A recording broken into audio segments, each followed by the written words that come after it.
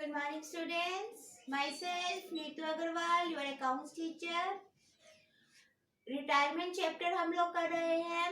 आज मैं retirement chapter के इलिस्ट्रेशन नंबर 26 जो कि गुडविल से रिलेटेड ही है वो आपको करवाने जा रही हूँ. देखिए क्या है ये क्वेश्चन. ए बी सी तीन पार्टनर्स हैं.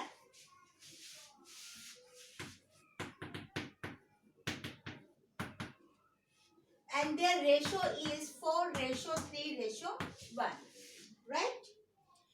B retire from the firm and the B share is 3/8. B retire from the firm and the B share is 3/8. B retires selling his share of profit to A and C.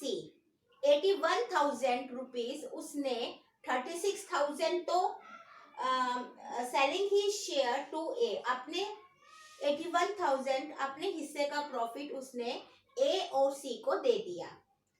36,000 is paid by A and 45,000 is paid by C. इसका मतलब क्या हुआ कि जो 81,000 है उसका 36,000 तो ए ने पे किया और 45,000 बी ने पे किया. तो ये इंफॉर्मेशन सिर्फ हमें इसलिए दे रखी है कि इस इंफॉर्मेशन से हम रेशो निकाल लेंगे.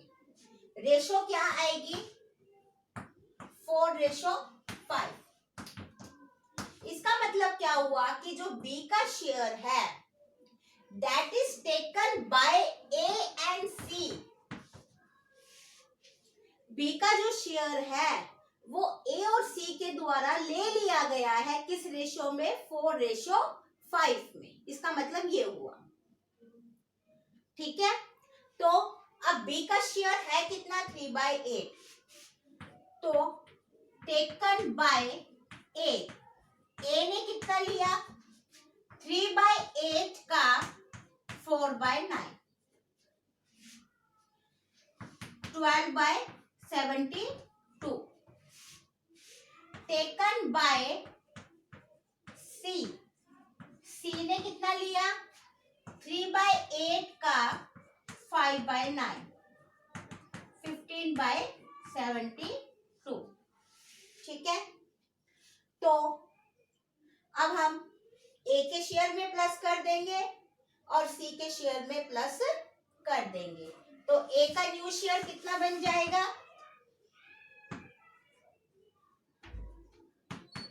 ए का पुराना शेयर कितना है 4/8. कितना ले लिया 12/72. 72 एलसीएम 9 36 प्लस 12 48/72. ठीक है 48/72. सी का न्यू शेयर पहले कितना शेयर है 1/8. कितना ले लिया 15/72. 72 एलसीएम आ गया 9 प्लस 15 24/72. तो ये इसकी 48:24 न्यू रेशो आ गई. ठीक है. अब आप ये देखेंगे एंट्रीज किस प्रकार से करी जाएगी. न्यू रेशो क्या आ गई 48:24. यहाँ हम इसको लिख सकते हैं 2:1 न्यू रेशो आ गई. अब देखिए एंट्रीज किस प्रकार से करेंगे. 81,000 is paid by A and C. तो ए के कैपिटल अकाउंट में से पैसा निकल जाएगा. एंट्री बनेगी A's capital C's capital to B's capital. 81,000 A को दिए गए क्योंकि B का शेयर ए और सी ने लिया है. तो ए और सी B को पेमेंट कर रही है 81,000. हम ये मान के चलते कि ये गुडविल का अमाउंट है. किस रेशो में गेनिंग रेशो में. न्यू रेशो आपके पास आ गई ओल्ड रेशियो आपके पास आ गई, गेनिंग रेशियो निकालोगे तो 4:5 आ जाएगी। तो आपकी एंट्री बनेगी 81,000, ए ने दिए 36,000 और बी ने दिए 45,000। एक एंट्री आप ये बना लोगे। दूसरी एंट्री, बी की रिटायरमेंट के बाद फर्म का प्रॉफिट जो हुआ है वो हुआ है 1,05,000। तो ये प्रॉफिट नई रेशो में ए और सी के बीच में डिस्ट्रीब्यूट हो जाएगा। तो एंट्री क्या बनेगी, profit and loss appropriation account to A's capital to C's capital. कितना अमाउंट है प्रॉफिट का, 105,000। और ये किनके बीच में डिस्ट्रीब्यूट हो जाएगा, ए और सी के, 70,000 और 35,000। तो इस तरह से आपका क्वेश्चन हो जाएगा। समझ में आया? जो आपको ये दो अमाउंट दे रखा है, ये अमाउंट सिर्फ ये निकालने के लिए दे रखा है कि जो पार्टनर रिटायर हुआ है उसका शेयर रिमेनिंग पार्टनर किस अनुपात में ले रहे हैं। क्लियर हो गया क्वेश्चन आप लोगों को? अब हम अपना नेक्स्ट टॉपिक स्टार्ट करने जा रहे हैं, रिजर्व एंड एक्यूमुलेटेड प्रॉफिट।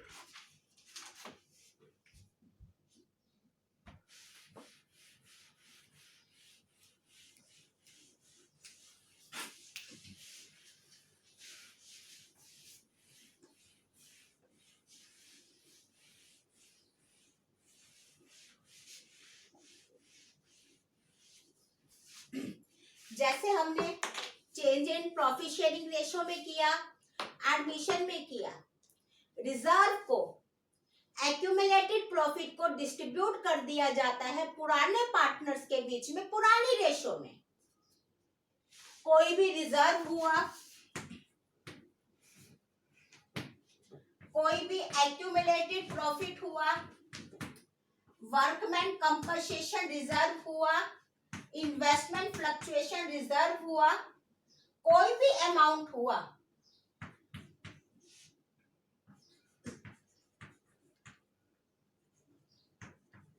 यहां पर जो हमारे पुराने पार्टनर्स हैं वो सभी पार्टनर्स होंगे, क्योंकि रिटायरमेंट के बाद जाता है ना। तो पहले कितने पार्टनर्स थे, सारे के सारे पार्टनर थे। एक मान लो कि 3 पार्टनर फर्म को चला रहे थे, तो ये रिजर्व का पैसा तीनों पार्टनर्स के बीच में डिस्ट्रीब्यूट हो जाएगा। ऑल पार्टनर्स कैपिटल अकाउंट, ये रिजर्व का पैसा तीनों पार्टनर्स में डिस्ट्रीब्यूट हो जाएगा। पुराने पार्टनर्स के बीच में पुरानी रेशो में, ओल्ड रेशो में ये पैसा डिस्ट्रीब्यूट हो जाएगा। जैसे हमने एडमिशन में किया, एडमिशन में 2 पार्टनर होते थे, तीसरा पार्टनर फर्म में आता था, तो प्रॉफिट रिजर्व का पैसा 2 पार्टनर्स के बीच में डिस्ट्रीब्यूट हो जाता था, क्योंकि पुराने पार्टनर्स 2 होते थे वहां पे।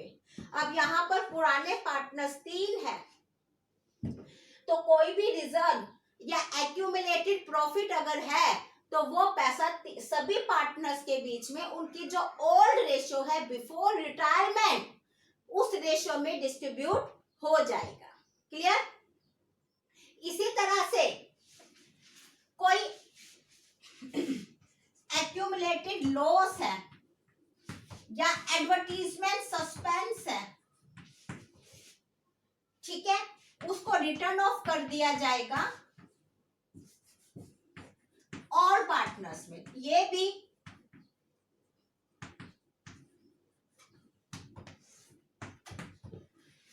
कोई एक्यूमुलेटेड लॉस हुआ, कोई एडवर्टीजमेंट सस्पेंस की कोई इंफॉर्मेशन दे रखी है, तो इसको रिटर्न ऑफ कर दिया जाएगा सभी पार्टनर्स के बीच में उनकी ओल्ड रेशो में, उनके ओल्ड रेशो में। जैसे मान लो कि ए बी सी 3 पार्टनर्स है, लॉस का अमाउंट है 20,000, तो ये लॉस का अमाउंट तीनों पार्टनर्स के बीच में रिटर्न ऑफ किया जाएगा उनके पुराने रेशो में। क्लियर हो गया? ये पॉइंट आपको क्लियर हो गया? इससे रिलेटेड हम एक क्वेश्चन देखते हैं, इलिस्ट्रेशन नंबर 27।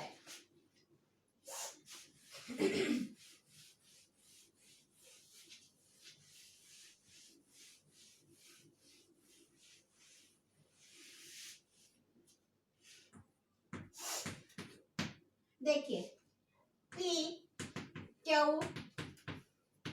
आर 3 पार्टनर है, उनकी रेशो है 2:2:1। आर फर्म छोड़ के जा रहा है।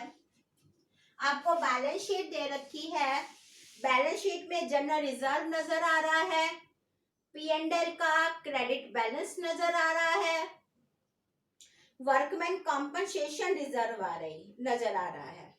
ठीक है जी, तो हम क्या करेंगे, इन तीनों अमाउंट को डिस्ट्रीब्यूट कर देंगे किनके बीच में, पी क्यू आर के बीच में। तो हमारी एंट्री क्या बनेगी, जनरल रिजर्व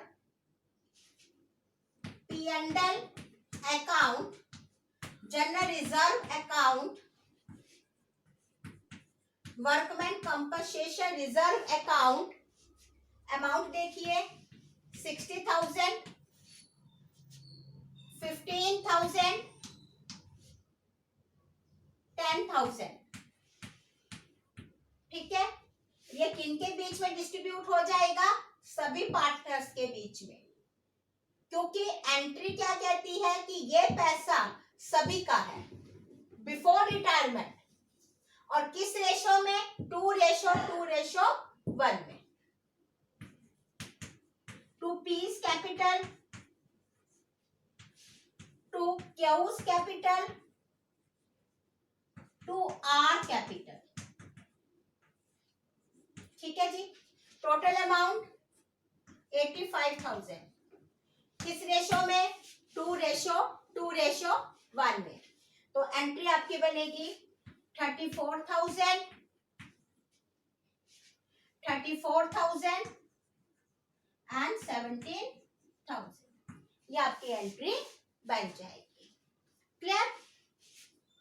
अब आगे देखिए इन्होंने और क्या बोला है, रिवैल्यूएशन अकाउंट। एडमिशन में हमने रिवैल्यूएशन अकाउंट भी सीखा, change in profit sharing ratio में भी रिवैल्यूएशन अकाउंट सीखा। हमें मालूम है कि रिवैल्यूएशन अकाउंट को कैसे बनाया जाता है।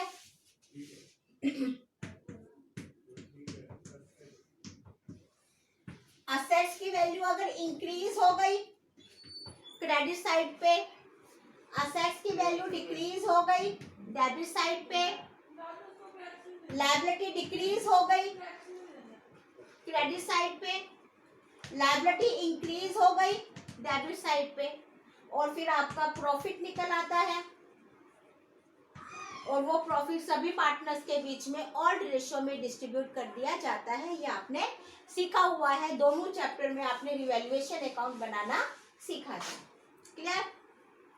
तो देखिए क्या लिखा हुआ है, it was agreed that stock is to be brought down to 82,000। Stock की जो वैल्यू है वो 82,000 तक हो गई है। बुक्स में कितना दिखा रखा है, 90,000। तो स्टॉक की वैल्यू 8,000 से कम हो गई। स्टॉक की वैल्यू 8,000 से कम हो गई। अब असेट्स की वैल्यू कम होगी तो रिवैल्यूएशन अकाउंट के डेबिट साइड पे दिखाया जाएगा।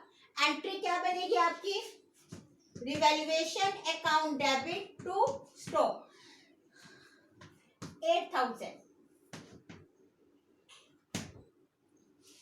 Plant is reduce by, plant की वैल्यू भी कम हो गई तो आपकी एंट्री क्या बनेगी, revaluation account debit to plant. कितने अमाउंट से, 20,000 से। ठीक है, पेटेंट की वैल्यू 0 हो गई तो revaluation account debit to patent.